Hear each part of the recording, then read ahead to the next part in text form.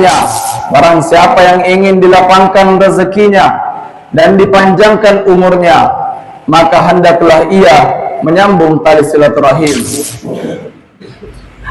Bismillahirrahmanirrahim. Assalamualaikum warahmatullahi wabarakatuh. Innal hamdalillah nahmaduhu wa nasta'inuhu wa nastaghfiruh wa na'udzu billahi min shururi anfusina wa min sayyiati a'malina. Man yahdihillahu fala mudhillalah wa man yudlil fala hadiyalah. Asyhadu an la ilaha illallah wa asyhadu anna Muhammadan abduhu wa rasuluh. Amma ba'd. Wahai kaum muslimin yang berbahagia, sesungguhnya menyambung tali silaturahim adalah amalan yang sangat agung. Ia juga merupakan amal kebajikan yang utama dan menjadi sebab keselamatan kita dari azab Allah Subhanahu wa taala, serta menjadi bukti kesempurnaan iman dan kebenaran Islam. Adapun memutuskan tali silaturahim adalah dosa yang besar, kejahatan yang berbahaya, sebab datangnya murka Allah Subhanahu wa taala, dan yang lebih buruk lagi, menjadi penghalang bagi orang-orang yang memutuskannya untuk masuk ke dalam surganya Allah Subhanahu wa taala. Maka bertakwalah kalian kepada Allah Subhanahu wa taala, sambunglah tali silaturahim dan jagalah ia. Niscaya Allah akan melapangkan rezeki kalian, memanjangkan umur kalian, menjaga kehidupan dan kematian kalian, dan memasukkan kalian ke dalam surganya bersama orang-orang yang berbakti, orang-orang soleh, dan hamba-hamba Allah yang baik. Jemaah yang dirahmati Allah Subhanahu wa ta'ala, Islam adalah agama yang penuh kasih sayang. Ia datang bukan hanya untuk mengatur hubungan kita dengan Allah Subhanahu wa ta'ala, tetapi ia juga datang untuk mengatur hubungan kita dengan sesama manusia, terutama dengan keluarga, kerabat, dan saudara-saudara seiman kita. Di antara kewajiban besar yang sering dilupakan oleh manusia adalah menyambung tali persaudaraan, silaturahim.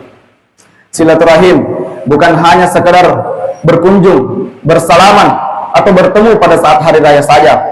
Akan tetapi, silaturahim mencakup banyak hal, di antaranya sikap peduli, saling membantu, mendoakan, menolong dalam kesulitan, serta tidak membiarkan saudara-saudara kita atau kerabat-kerabat kita menderita dalam kesendirian. Allah Jalla Jalaluh memerintahkan kita untuk menjaga silaturahim dalam firman-Nya. A'udzu billahi minasyaitonir rajim. Bismillahirrahmanirrahim. Wattaqullaha alladzi tasaaluna bihi wal arham. Innallaha kana 'alaikum raqiba.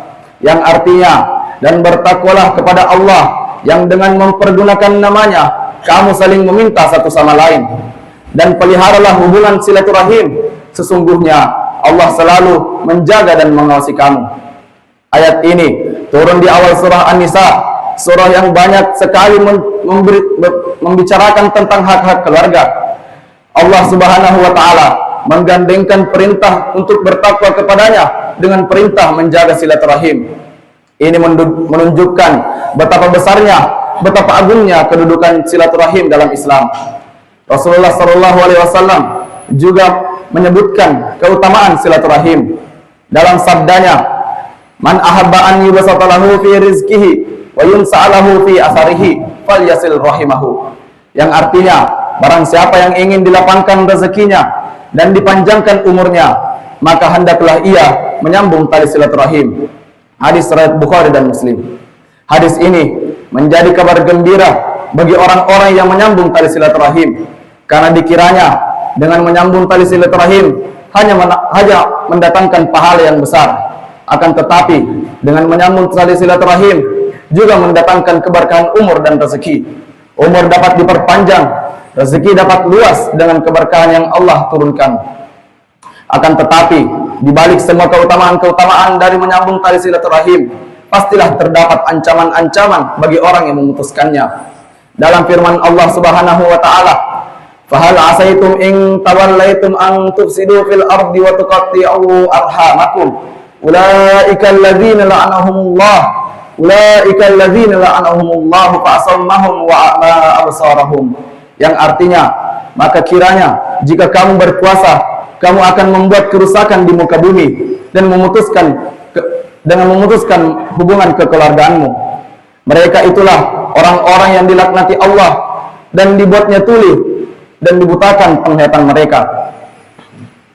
Quran surah Muhammad 22-23. Nabi SAW juga menegaskan dan mengancam dengan sangat keras kepada orang-orang yang memutuskan tali silaturahim dalam sabdanya, la yadkhulunal jannata qati'a, yakni qati'a rahmin, yang artinya tidak masuk surga orang yang memutuskan, yakni memutuskan silaturahim. Hadis riwayat Bukhari dan Muslim.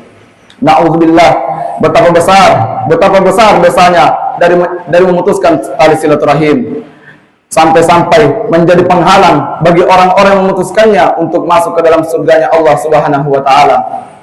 Ma'asyiral muslimin rahimakumullah. Sebagai kesimpulan, silaturahim adalah sumber keberkahan. Ia dapat memperkuat persaudaraan kita. Ia juga menumbuhkan rasa kasih sayang di antara kita, melapangkan rezeki kita dan memanjangkan umur kita dalam keberkahan, dan menjadi jalan menuju surganya Allah Subhanahu wa taala. Sebaliknya, dengan memutuskan tali silaturahim adalah pintu laknat Allah, sebab kesempitan hidup, hilangnya berkah dari kehidupan, dan yang lebih buruk menjadi penghalang untuk masuk ke dalam surganya Allah. Sebelum kami menutup, marilah kita merenungkan beberapa hal, yaitu, sudahkah kita menyapa keluarga kita atau kerabat-kerabat kita yang jauh? Sudahkah kita memaafkan saudara-saudara kita yang telah menyakiti kita? Ataukah kita termasuk orang-orang yang memutuskan tali silaturahim karena ego, gengsi, amarah yang menguasai diri kita? Semoga Allah Jalla Jalaluhu melembutkan hati kita dan memudahkan kita untuk selalu menjaga silaturahim dan membuat pribadi kita sebagai pribadi yang pemaaf, penuh kasih sayang, dan pada akhirnya memasukkan kita ke dalam surganya bersama keluarga dan saudara kita. Amin, amin ya rabbal alamin. Wa akhiru da'wana alhamdulillahi rabbil alamin. Wassalamu alaikum warahmatullahi wabarakatuh.